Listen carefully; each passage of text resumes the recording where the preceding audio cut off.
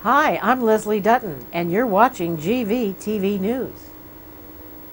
Thanks, Leslie, and I'm Randy Hansen. In World News headlines today, North Korea holds state funeral for Kim Jong-il, and Iran threatens to block oil passage if U.S. enacts sanctions, and killings and protests as Arab League observers visit Syria, and Mubarak trial resumes in Egypt, and Obama to seek $1.2 trillion debt ceiling increase, and Nelson to retire from Senate in 2012, and White House unveils Fed nominees, and Swedish journalist imprisoned in Ethiopia, and Cuba releases over 2,500 from prison, freeing 66 political prisoners, and Argentina president to receive cancer treatment.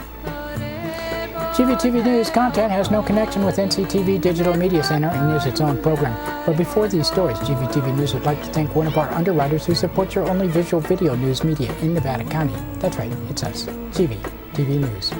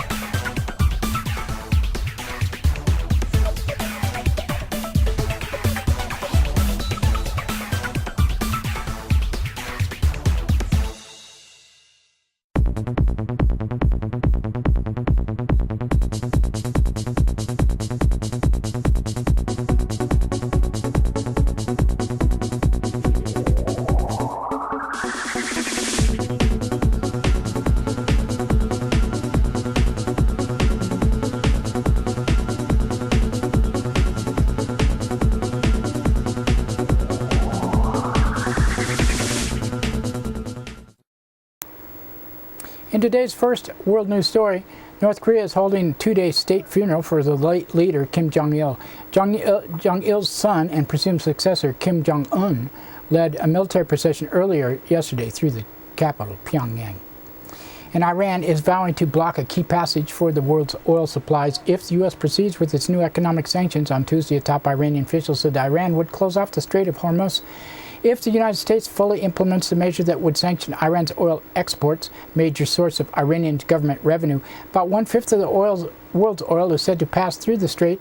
The sanctions are passed as part of a congressional measure targeting Iran for its alleged nuclear activities and now await President Obama's signature.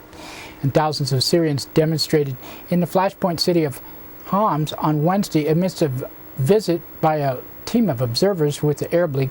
Observers are in Syria to assess the Syrian government's compliance with the Arab League plan to resolve Syria's political crisis, including the withdrawal of state forces and weapons from residential areas, the release of political prisoners, and establishment of dialogue between the government and the opposition. Syrian activists say 70,000 people turned out to march on the center of Homs but were dispersed by government forces.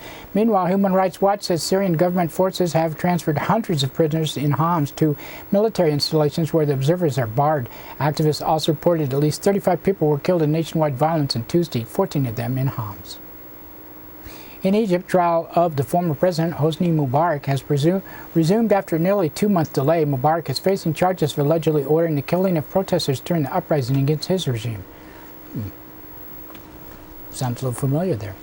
White House has announced President Obama will ask lawmakers the $1.2 trillion increase in federal debt ceiling would mark the last increase under the bipartisan spending deal reached in August when the United States faced the prospect of a debt default. And Democratic Senator Ben Nelson of Nebraska has announced his plans to retire instead of seeking a re-election next year. Nelson served nearly 2 decades in Nebraska by fashioning himself as a centrist who maintained right-wing positions on a number of issues. His departure could threaten Democrats' Senate majority. Nelson is the only Democrat in Nebraska's 5-member congressional delegation. And the White House has announced plans to nominate 2 former Treasury Department officials to the Federal Reserve.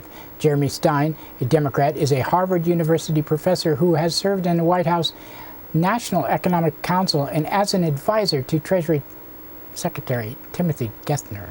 Meanwhile, Jerome J. Powell, a Republican, is a former financial executive who worked under George H.W. Bush. He spent nearly a decade with the private equity firm, the Carlyle Group, and worked as a lawyer and investment banker on Wall Street. What a pair. 2 Swedish journalists have been sentenced to 11-year prison term in Ethiopia. Martin Scheib and Johan Persson were arrested in July on charges of aiding a rebel group and entering the country illegally. In Stockholm, Per's Swedish attorney criticized the verdict and said 11 years in prison can, at first glance, seem a positive decision if you think of the fact that the prosecutor wanted 18.5 years. But you should also remember that this is about 2 innocent journalists who have been tried to do their work, and in that perspective, to sentence them to 11 years in prison is a very brutal verdict. Cuba has released more than 2,500 prisoners under the New York amnesty announced last week, and Cuba says it made the decision ahead of a visit of Pope Benedict the 16th, I think it is, scheduled for the spring. A Cuban human rights group says 5 of the estimated 66 political prisoners were among those released. And Argentina has announced President Cristina Fernandez de Kirchner has cancer and will soon undergo an operation. Its spokesperson said cancer is confirmed in Kirchner's thyroid gland has not been metastasized. She has stepped aside as president for 20 days while undergoing treatment, and her former husband died of a heart attack a couple years ago. And that's it for the world news today. Now another thanks to our underwriters who support your only visual video news media in Nevada County. That's right, it's us, GVTV News.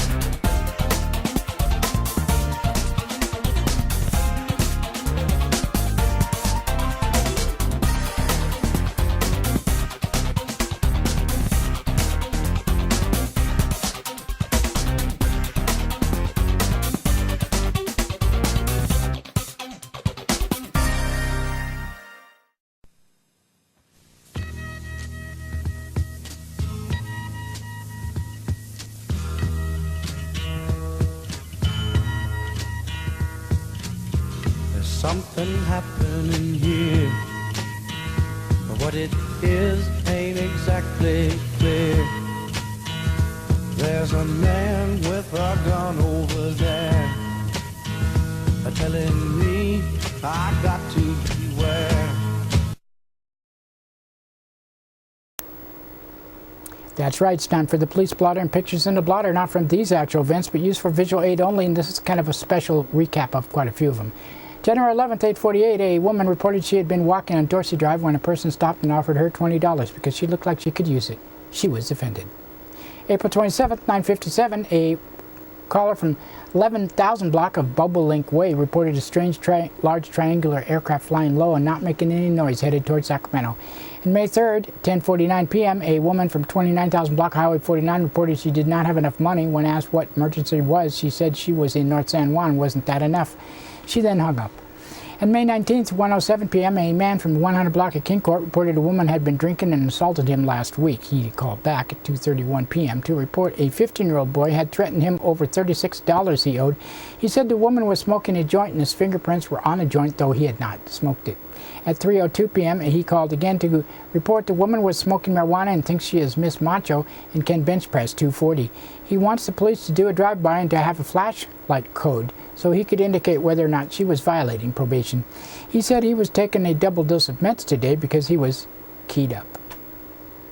June 29th, 12:44 p.m., a woman from 16,000 block of Countrywood Lane reported a dispute with a man who spanked her on the rear end and watched her try to get her clothes on. She said the man was dating her mother. The man and her mother had shared a 40-ounce Pabst before leaving the residence. She did not need medical attention and did not want contact because she had to hitchhike to the jail. CHP officer the office was advised the driver, possibly under the influence, was out there. July 11th, 3:07 p.m., a caller from 18,000 block of Hilltop Road reported a cat stuck in a tree at least 16 hours. Caller's dog had chased the cat up the tree. Caller had thrown tennis balls at the cat to get it out of the tree. The caller was advised that throwing tennis balls at a cat would not motivate it to leave the tree. Caller was advised to secure the dog and quit throwing tennis balls at the cat, and it would more than likely exit the tree on its own. July 12, 5:27 a.m., a man from the 13,000 block of Highland Drive reported two people broke into his house, left baskets piled up in the yard, and were wrapped in blankets lying on the driveway. It was found possibly to have been a dream, or maybe body snatchers. August 3rd, 11:24 p.m., a caller from St. Patrick's Church reported a man who was ringing the doorbell, knocking and saying, "Father, this is one of your sons." He could not be located. On August 15th, 5:01 p.m., a caller from Sutton Way reported a man in his underwear who appeared to be drunk and was yelling. He was found to be wearing shorts. He was not yelling. He was singing a Seals and Crofts song. And that's it for the blotter today. Now another thanks to one of our underwriters. This is Sports, your only visual video news media in Nevada County. That's right, it's us, GVTV News.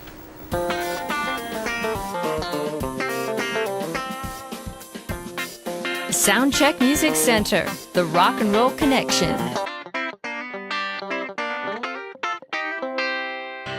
We have guitars, amps, drum equipment, sound accessories, lessons, and repairs. We are located at 671 Maltman Drive, Grass Valley.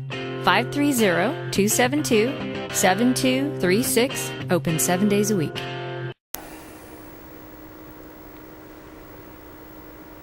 In today's local news headlines, random act of violence has stunned neighborhoods. This is a story, special out of the Union. And Brown says it's getting support for a tax plan. And plight of homeless in the forefront.